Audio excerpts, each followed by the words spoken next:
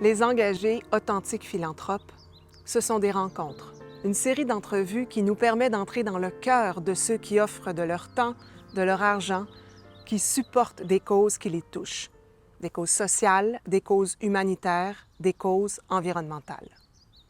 J'avais le goût de mettre en lumière ce qui se fait de beau autour de nous, parce que lorsqu'on prend le temps de s'arrêter, de regarder, d'écouter, de la générosité dans notre société, on en découvre. Et quand on entre en contact avec cette générosité, ça peut allumer une flamme, ça peut nous inspirer, nous inviter nous aussi à nous engager. Je suis contente de vous accueillir et de vous faire découvrir des personnes merveilleuses, des engagés, d'authentiques philanthropes.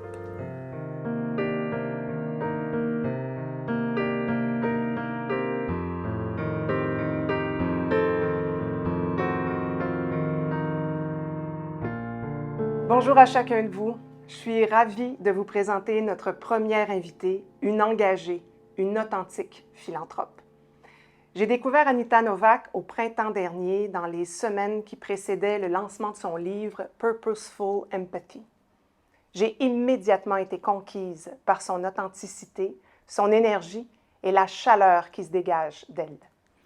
Quand j'ai eu la chance de l'entendre dans le cadre de son lancement, je me suis dit, mais c'est vraiment cette personne que je veux recevoir comme première invitée lors de ma série d'entrevues. Je vais vous faire une petite confidence. Jamais je n'aurais cru possible qu'elle accepte mon invitation pour une entrevue partiellement en français, en présence l'une de l'autre et dans mon bureau à la maison. J'ai osé, j'ai communiqué avec elle, je lui ai fait part de mon projet, de mon idéal. Elle a immédiatement accepté avec tellement d'enthousiasme. Sincèrement, j'en ai été extrêmement touchée. Aujourd'hui, ça me fait plaisir de vous présenter Anita Novak. Vous allez voir, c'est quelqu'un à découvrir. Elle enseigne depuis plus de 10 ans à l'Université McGill, est une essayiste de haut niveau, une conférencière très prisée et en plus, elle est extrêmement attachante. Bonjour Anita, bienvenue chez nous. Merci Pascal. Anita, je vous suis depuis plusieurs mois dans les médias. Je vous ai entendu dire que l'empathie, c'est ce qui changera le monde. Franchement, je trouve ça vraiment puissant. D'où vient cette idée? Parlez-nous d'abord, qu'est-ce que c'est l'empathie? Oui, avec grand plaisir. Puis je vais faire mon meilleur de parler anglais, français, franglais. Je vais me débrouiller. C'est parfait. Mais au premier, il faut dire félicitations concernant le projet, le lancement de ce bel projet. Et c'est moi qui ai émue par l'invitation. Alors, je suis très reconnaissante par l'introduction en plus. Alors, empathy is different from sympathy, pity, and compassion, even though these words are treated as synonyms. En effet, I put them on a continuum. Pity, sympathy, compassion, empathy. Pourquoi? On this side of the equation, when you pity someone, quand tu vas avoir la pitié pour quelqu'un, you look down on them. There's this power imbalance, power asymmetry embedded in the relationship. And so, la pauvre, you walk by somebody, oh, poor person. So that's not a really lovely relationship. Now, as you make your way across the continuum to empathy, that's where I think empathy has une grande richesse, because that's what allows us to feel what we have in common. So we all, as human beings, have love, we know fear, we know shame, we know disappointment, and empathy is what allows us to feel our common humanity. So I define empathy as the innate trait that unites us in our common humanity, which is very, very different from pity and sympathy. Now, compassion is something interesting because it's similar to empathy, but it's about feeling. So there's two kinds of empathy, actually. There's affective empathy, which is emotional empathy. Par exemple, you see children laughing in the park, and it puts you in a good mood. You see somebody stumble or fail on a stage, and you feel for them. So affective empathy, emotional empathy happens to us, and it's thanks to the mirror neurons in our brain. So when I see you feeling something, my emotional empathy and through our mirror neuron system light up, so we're in emotional resonance. So it happens to us. The second type of empathy is cognitive empathy. And that is something that we can choose to engage in, which I think gives us a lot of agency. It engages our neurocortex, so the most sophisticated part of our brain, where it's about perspective taking. It's imagining how somebody else is experiencing a situation. Sometimes it's imagining how you might feel in their situation.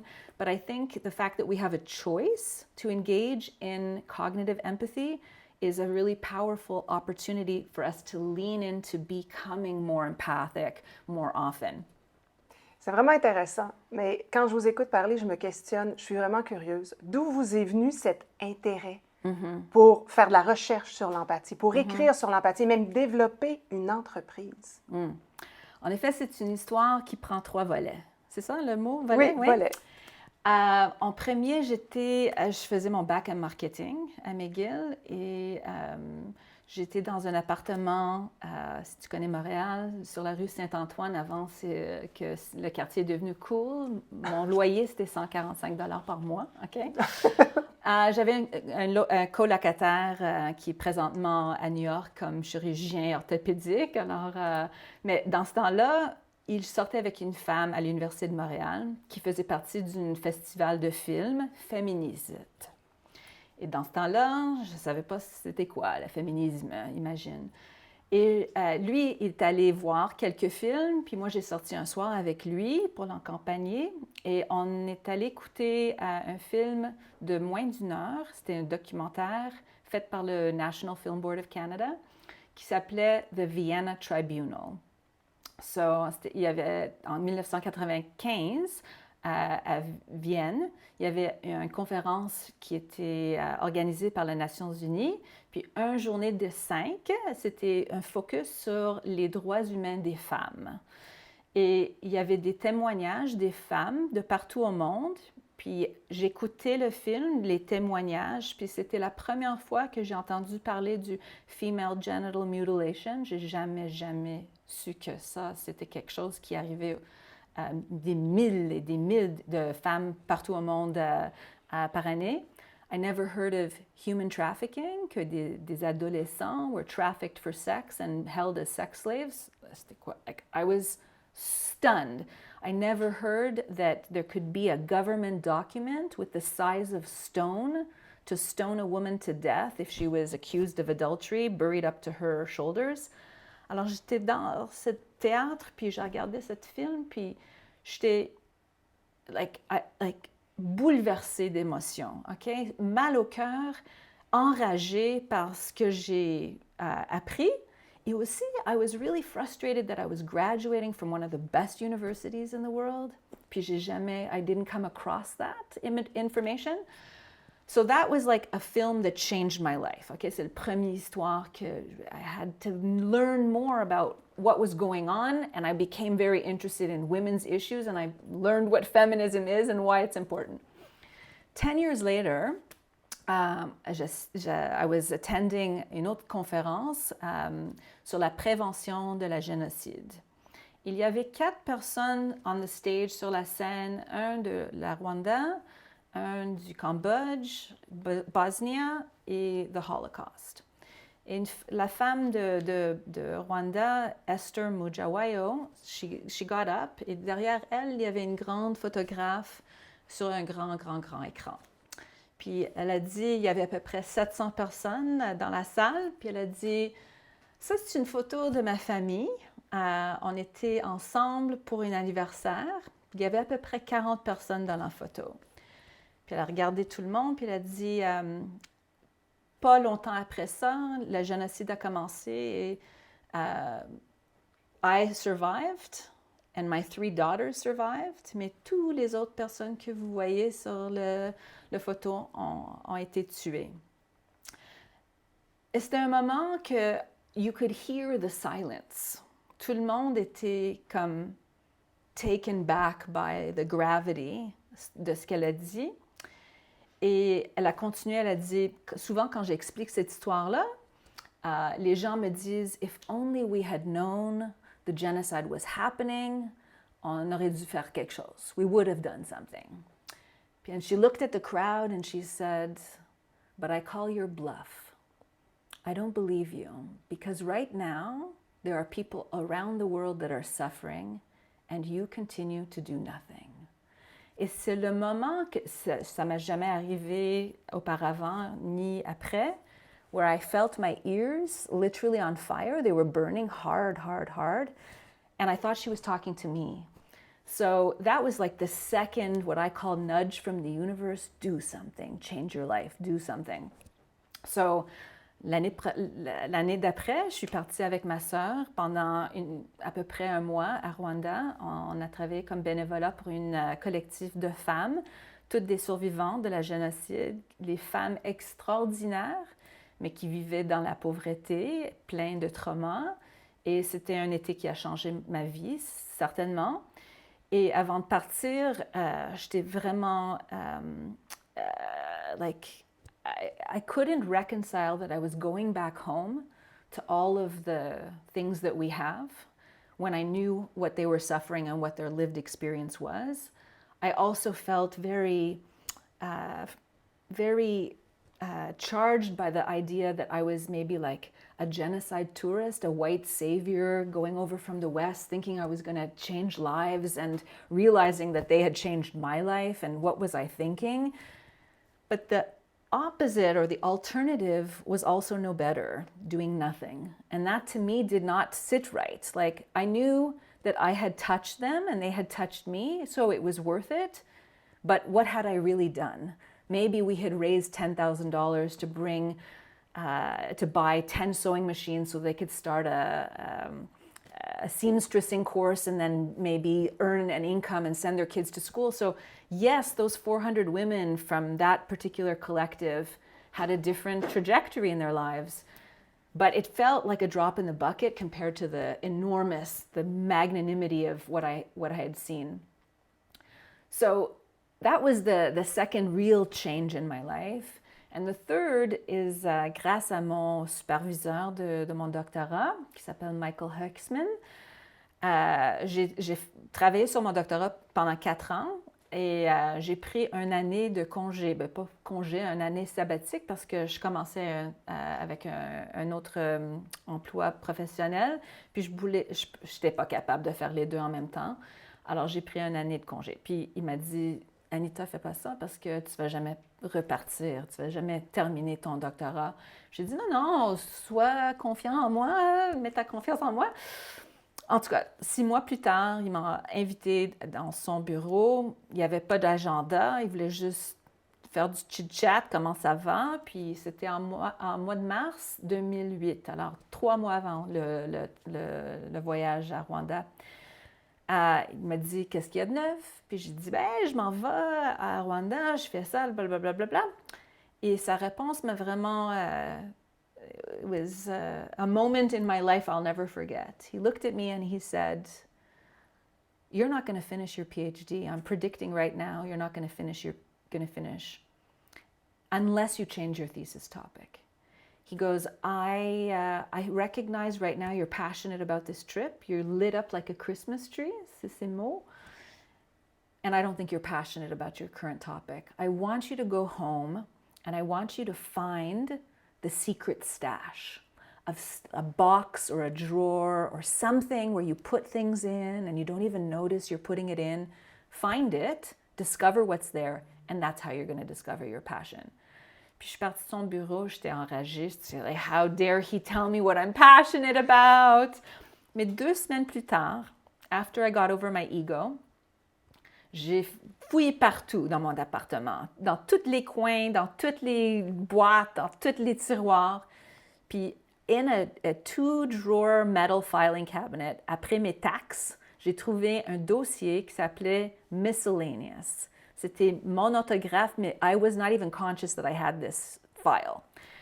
I opened it up, j'ai mis tout sur mon table de my dining room table, and I said, okay, what am I really passionate about, right?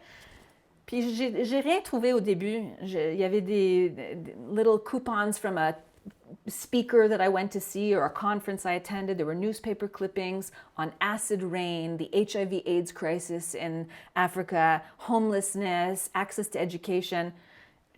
I couldn't see the common denominator until I came across a little article. It was like this long about a boy en Ontario qui est allé à l'école pendant une semaine sans souliers.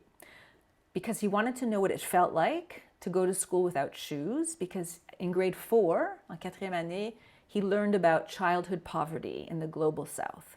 And he realized that there are children that walk for an hour to school without shoes because that's how dedicated they are to school. And that story about a boy trying to educate his classmates and understand what it felt like to be some of those children made me realize that I saw the common denominator across all the other articles. I was attracted to people who wanted to create positive change in the world, regardless of the topic, regardless of what work they were doing. It could be climate change, it could be education, healthcare, poverty, didn't matter. So, thanks to my supervisor's advice, I did change my topic.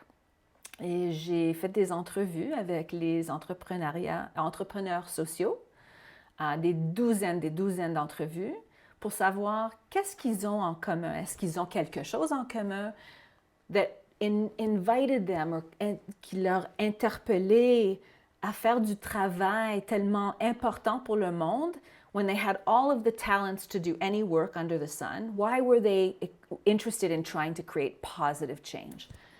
And after all of the interviews that I did, and I interviewed people from all over the world, different subjects, different stages of scale, like au début and big globally financed organizations, they all had one thing in common, without exception, sans exception.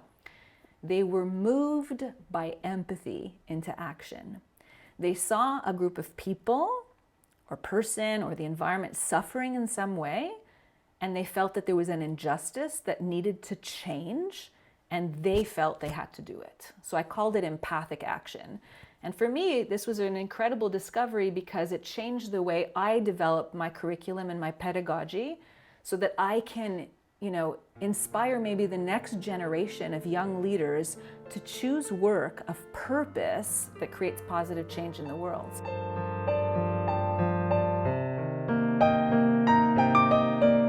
Dans votre livre, vous parlez aussi de l'empathie dans les organisations et les entreprises. Comment un leader empathique peut avoir une influence réellement sur l'ensemble de son organisation. Productivité, rétention de personnel, capacité à attirer des gens à l'intérieur de son entreprise, et vous parlez même de rentabilité. Est-ce que vous pouvez me parler un peu de ces études que vous avez découvertes? Yes. So what's interesting is that 7 years ago, before empathy became a popular word, I started posting on my social media a daily empathy post. So I've done 2,600 plus daily empathy posts without missing a day. So that's almost 7 years. Félicitations! Merci. Et dans les dernières 2 ans, 3 ans, it's all about empathic leadership and empathic organizations and empathic culture. And people are now paying really close attention to what it means to have empathy in an organization and actually embodied by leaders and the impact that it's having. And the research is finding that when you have empathic leaders and empathic organizations, it attracts great talent, it keeps great talent, it allows for better communication, which allows for better trust, a sense of belonging, innovation goes up, and it also impacts the stakeholders. Your clients feel it, all the different stakeholders, your suppliers feel it, the bank feels it, everyone across the organization feels it. And what's interesting to me is that there's still a delta between knowing that that's the truth and actually where we are. So 2 stats are worth mentioning. 2/3 of employees believe that if you have empathy at your workplace, that it actually changes the outcome of the productivity and your capacity to do good business. But 1 out of 5 feel that it's actually rewarded in the workplace. So they know it's important, but they don't feel that it's rewarded. So that's a delta that's worth closing. Another really important stat is 84% of CEOs, so the top leadership of organizations, understand that more empathic leadership has an impact, a positive impact on the bottom line of their business. They know that. But 7 out of 10 CEOs believe that if they showed leadership with empathy, that they would be less respected at work. And it's just the opposite. Most people want to work for a leader that has vulnerability, shows up with authenticity, and wants everyone on the team to show up with those two characteristics.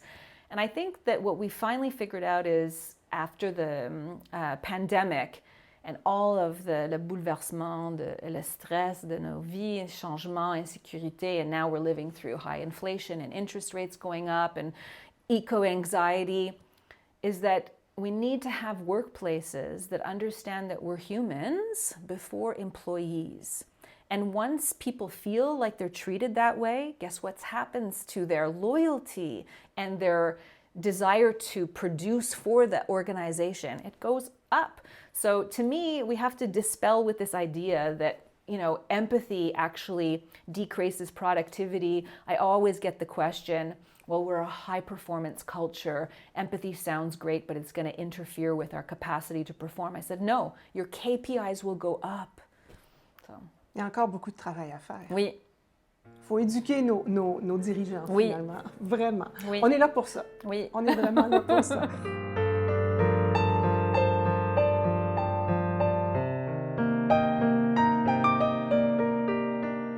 Dans votre livre, vous décrivez notamment des exemples d'organisations, de personnes qui ont développé des programmes spécifiques qui nous ouvrent l'esprit, mais aussi qui nous amènent à ressentir et à vivre plus d'empathie. Moi, ça m'interpelle beaucoup, ça me donne le goût de réfléchir sur moi-même, qu'est-ce que je peux faire de plus, qu'est-ce que je peux faire de mieux. Et vous nous invitez dans ce cadre-là aussi à aller vérifier, découvrir les 17 objectifs de développement durable de l'ONU. De quelle façon un individu peut-il s'approprier cela pour vraiment l'intégrer dans des gestes concrets au quotidien envers des gens ou envers l'environnement? Oui, tout à fait. Well, I think most of us know about the 17 Sustainable Development Goals. I recently learned about the IDGs, not the SDGs, the IDGs, the Inner Development Goals. So for the second year in a row, they're going to host their IDG Summit in Stockholm, and it's bringing some of the greatest thinkers together to realize that in order for us to achieve any external success on the systems, we have to also, in alignment, in tandem, create change, inner change, right? So this goes back to the Gandhi, be the change you want to see in the world, right? And one of the IDGs is empathy. And so to make it very practical in terms of the workplace, and then we can look at society, I'll answer the question in two ways. I have a 6-step process on how to become a more empathic leader. I want to walk us through that for a second. So I often share the anecdote, like if you're a leader sitting at your computer, tu cherches tes courriels, OK? Tu reçois un courriel, un des projets que tu travailles dessus is going sideways, okay? So you have to give up your weekend plans in order to finish the job or to meet the client's needs. So you're stressed out because you were going to go on a hike with your family and now you have to work through the weekend to get this project done, okay? We can all relate, okay? And at the same time, il y a une coche à la porte, puis one of your colleagues or one of your employees says, do you have a minute? Can we talk? So you're like, okay, come on in, have a seat.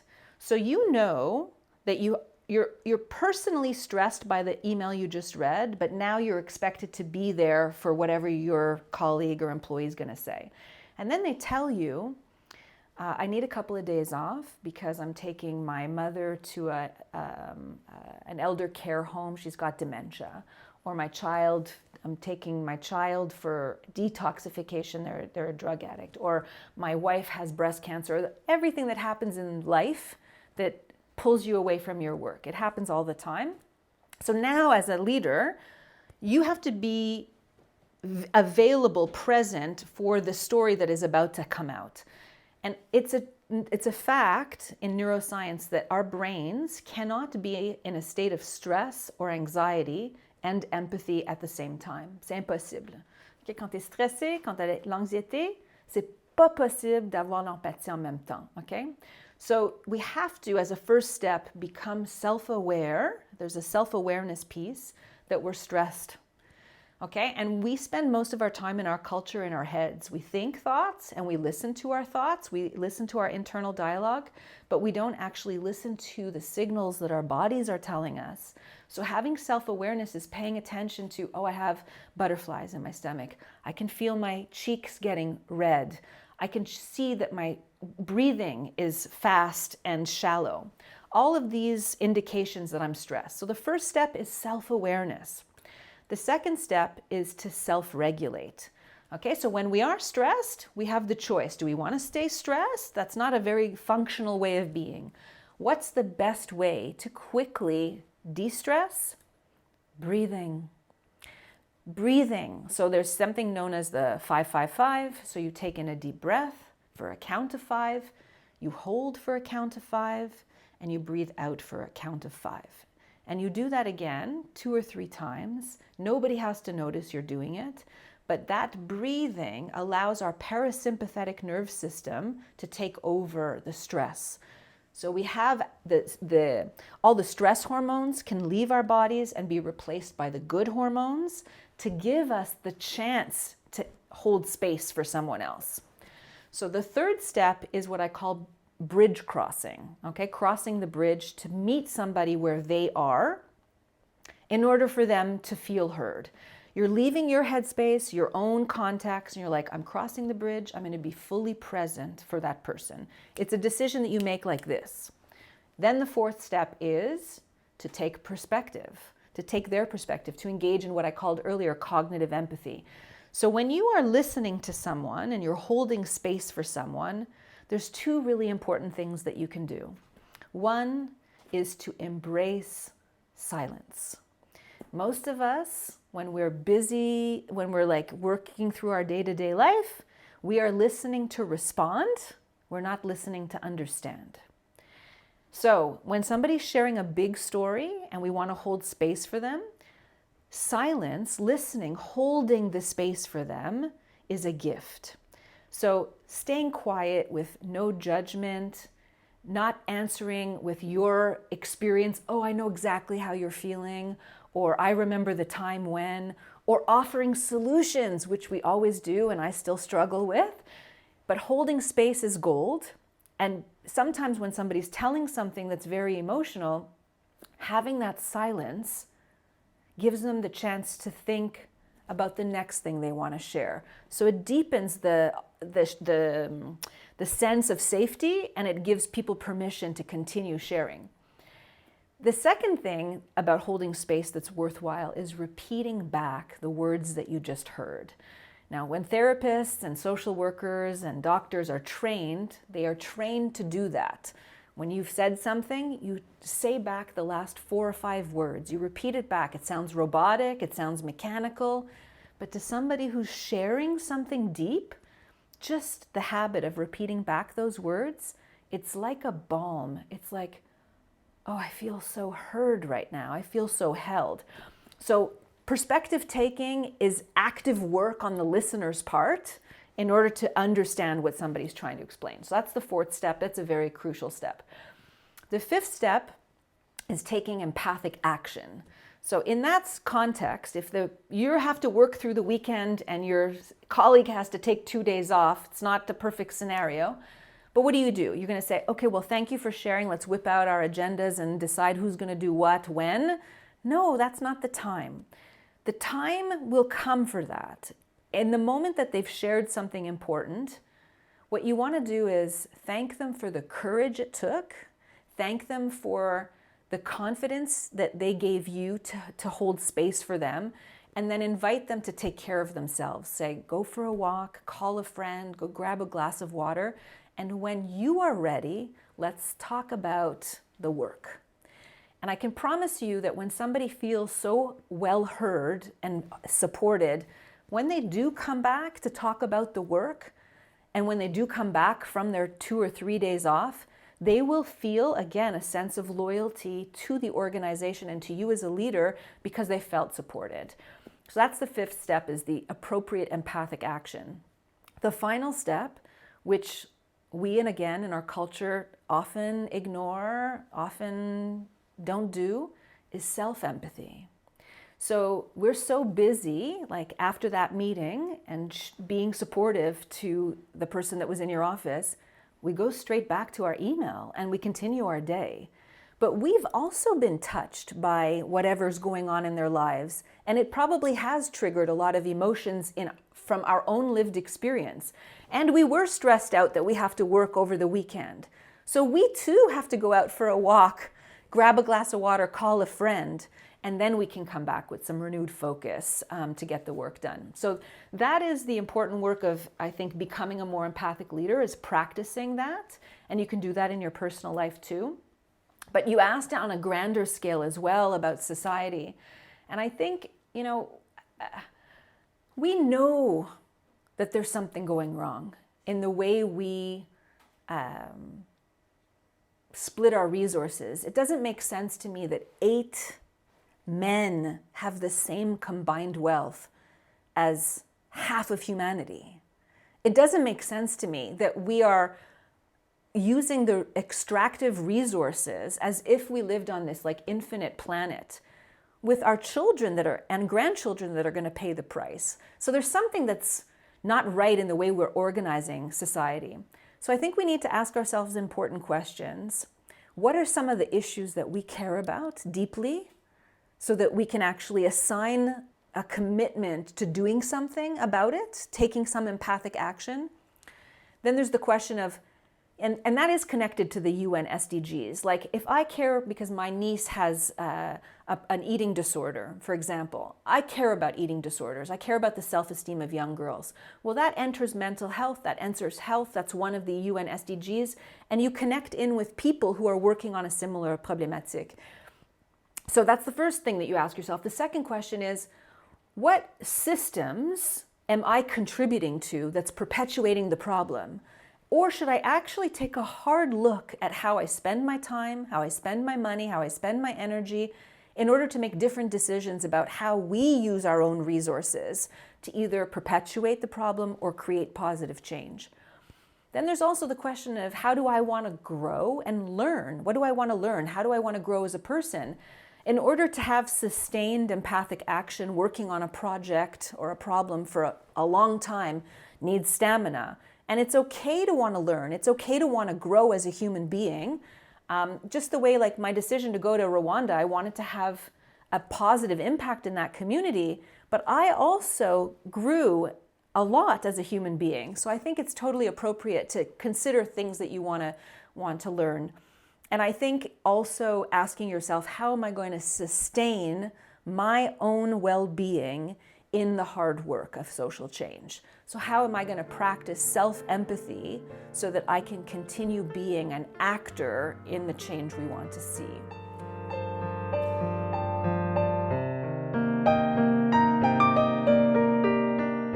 Il y a des gestes concrets qu'on peut poser au quotidien pour s'améliorer, pour acquérir cette aptitude.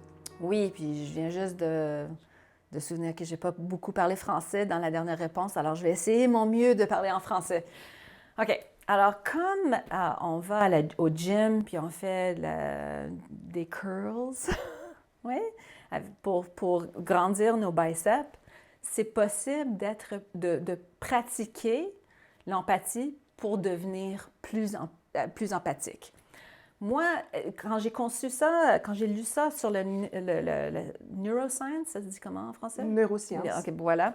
OK, que we have, je vais parler 2 petits mots en anglais. Okay, we have what's known as neuroplasticity. OK, la plastique. Neuroplasticité, je voilà, pense que ça se dit en français aussi. Oui. OK. Ouais. Ça veut dire que we can change the neural pathways in our brain by thinking more empathic thoughts and behaving in more empathic ways. Ça me donne plein d'optimisme parce qu'on peut devenir une autre personne, on peut devenir plus empathique avec la pratique. Alors, j'ai fait plusieurs des tests. I tried different ways of being more empathic. Puis, je me souviens très bien d'un moment, j'étais dans le Place Ville-Marie. Okay? Ça fait à peu près 12 ans. J'étais dans une grande ligne d'attente pour envoyer un petit boîte par la poste pendant les fêtes de Noël. Okay? Il y avait 30 minutes d'attente, puis ça, c'est avant les mobiles. Alors, il n'y avait rien pour to distract me. Alors, plein de monde, puis lorsque je suis rendue à la caisse, la femme qui m'a répondu était pas charmante, mais elle était rude, OK? Je sais pas pourquoi, but I was very offended the way she greeted me, and my first reaction was, what the hell is wrong with you? But I had been learning about la neuroplasticité. So I had been learning that we can change, just by practicing empathy. So it just triggered me to say, are you okay? Est-ce que ça va? Puis elle a pris un petit moment pour discerner si j'étais authentique ou maybe sarcastic, OK? Mais c'était évident que je voulais vraiment savoir est-ce que ça va, là. Puis elle a commencé à brailler, c'est ça? To cry, pleurer. Elle m'a dit, my son, mon fils à la maison, il a la fièvre, puis je commence à être malade moi-même. Ça fait 2 semaines que je travaille double shift, sans une journée de congé, et j'ai faim.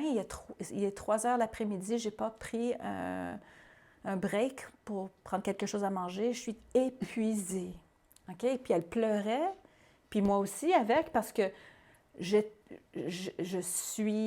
j'avais l'empathie certainement, mais j'ai aussi compris que that's why she was rude. She had nothing left to give. So I hated her 30 seconds ago. Puis là, on tenait les mains. We were both crying, holding space for each other. Puis je me souviens, après quelques minutes, on parlait un petit peu. Je suis allée chercher un thé de menthe, OK? Je l'ai apporté. She sent my package with grace, efficiency. Elle était super belle comme personne. Puis ça m'a vraiment touchée parce que I have been her also. I've been rude. I have been tired. And the fact that I just had a moment to say, are you okay? And just to connect human to human was so powerful as a memory for me that regularly when I find myself either being rude or seeing somebody who's maybe having a bad day, to remind myself that I can use the name tag and ask them how they are and say to them, I know during the holiday season, quand tout le monde est tellement, c'est quoi le mot que je cherche? Fébrile, excité, tout à fait. Impatient. OK, impatient, puis on a tellement de travail, to-do list comme ça. When I do shopping, I'll always say to the sales clerk, I'll say, if anybody's been rude to you today, it's not about you. And I hope that the next 10 people are nothing but super. That's why it's a choice. Dans la journée, cherche les moments pour être empathique. Ouvrir les portes pour les autres gens. Dans le trafic, même quand tu es dans le rush, laisse la personne qui a besoin de passer par en avant, ou quand la personne chauffe mal, envoie-leur un peu de compassion et l'empathie. Peut-être ils vont à l'hôpital voir quelqu'un qui était malade, on ne sait jamais. Alors, premièrement, trouver pendant la journée des moments pour élever notre empathie. Comme ça devient plus réflexive, right? Like, naturel.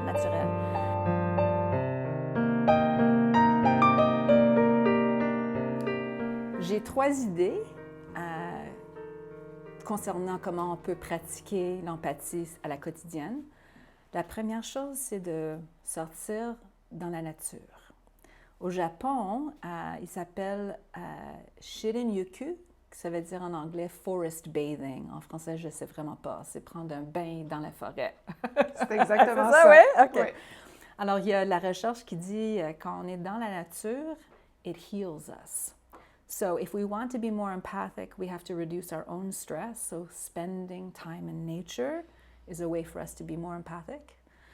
Deuxième, c'est pas évident à le faire. Ça prend que 2 minutes par exemple, en 2 volets. En premier volet, you sit with someone, a family member, l'épouse, un enfant, quelqu'un au bureau, un collègue. Tu mets un petit peu de timer pendant 30 secondes and you look at each other face to face and you do eye gazing. On ne parle pas, you just look at each other for 30 seconds. And sometimes it's not easy. So some people giggle and you want to look away. After the 30 seconds, you shake off the energy and then you put it on again for 90 seconds. And then you sink into what it means to see someone and to be seen. And therapists who use this 2-minute eye gazing exercise for marital therapy, for example, those couples that do the practice have better outcomes to make decisions together and find common ground than those couples who don't. Why is that? Because the eyes are the way to our soul, and we communicate. We find each other through our eyes. And I've done this with VPs of finance and lawyers' offices and even defense contractors, and we do eye gazing. And it's uncomfortable at first, but inevitably, and I do this in my classes at McGill too, people are crying because we don't spend enough time looking at each other. We're spending a lot of time, especially the youth, looking down at our phones, all our gadgets, and we have to find ways of connecting. It actually allows our bodies to feel better. Our oxytocin, feel-good hormones go through our body, our breathing starts to stabilize. So eye gazing is a second exercise. And the third exercise is something known as metta meditation. So metta is the Sanskrit word for loving kindness. And what is loving kindness? It sounds very sophisticated. It just means sending positive regard to someone. So if I want to send loving kindness to you, Pascal, what it might sound like is, I hope when you're in a rush, you get only green lights. Okay, when you're in the traffic. I hope you have a day with no stress. I hope you have a great night's sleep. So that's like loving kindness. It's all sweet ways of helping somebody feel good about their life and good about their... OK, j'ai une question. Est-ce qu'on y pense seulement ou on le dit à l'autre? Non, c'est une méditation qui a 4, je dis volets beaucoup, mais 4... Volets. Volets. Ah oui, 4 volets. Parfait. OK, en premier, tu penses à le monde ou une personne dans ta vie qui tu aimes. OK, ça c'est assez facile. And you send them loving kindness. You want them to have a great day. You want them to have healthy bodies, peace of mind. OK, tu fais ça pendant 1 minute, 2 minutes. Puis tu peux faire ça dans le trafic pendant que tu laves tes cheveux dans la douche. Deuxième, tu send loving kindness to friends, people you like. Okay? Ça peut être des amis de l'université, ou ça peut être des collègues que tu aimes beaucoup, ça peut être des gens dans les entours, dans ton voisinage. Dans un voisinage. And you send them loving kindness. Okay? Pendant 1 ou 2 minutes. Troisième, you send strangers, des étrangers, loving kindness. Ça peut être... a fisherman off the coast of the Philippines that you'll never meet, and you send them loving kindness. Then you do that for another minute or two. Alors ça prend quoi? 5 ou 6 minutes. Quatrième, c'est le plus difficile. You send loving kindness to people that have disappointed you or people you disagree with, have very different lifestyles, or people who see the world differently, politically, ideologically, religious, doesn't matter. And you send them loving kindness. Like, it's hard for me to send loving kindness to Donald Trump. I was thinking exactly the same thing. But the idea is, remember quand j'ai parlé de la femme à la comptoir où je voulais envoyer la petite boîte? Mm-hmm. I hated her when I met her. And then I loved her because I connected with her. Alors, même les gens qu'on ne comprend pas, qui nous ont quelque chose de pénible ou whatever, the friction, they deserve loving kindness too because they're working from the level of consciousness that they are at. Alors, ça, c'est 3 pratiques qu'on peut utiliser à la quotidienne pour développer notre façon d'être plus empathique. Je m'y mets dès ce soir. OK. Ah oui, non! Ouais, c'est bon, je vous en reparlerai. Dans votre livre, vous avez avoué ceci en parlant de Brené Brown. Et je vous cite.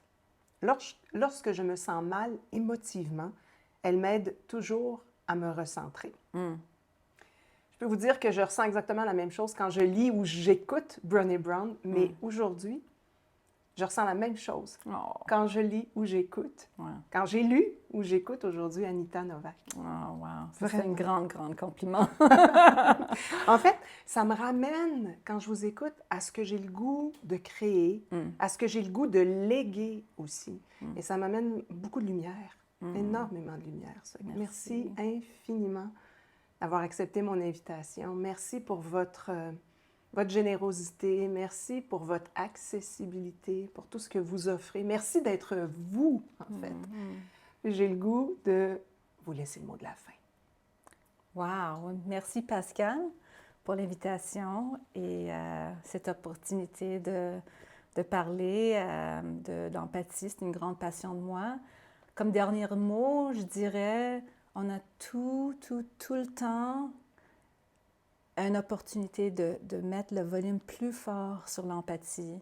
À chaque fois, avec chaque personne dans la rue, we don't have to be perfect. Je ne suis pas parfait dans mon pratique de l'empathie. Pas du tout. Mon mari serait le premier pour le dire, ma petite fille aussi. Mais on est capable, puis le monde, il en a besoin de plus de l'empathie. On l'a besoin. En octobre, c'est le mois de mental health, and we're suffering from a lack of belonging and connection, and empathy, ça nous rejoint de notre humanité. Alors, allez-y, plus d'empathie dans le monde. Merci infiniment pour tout. Merci. Oui.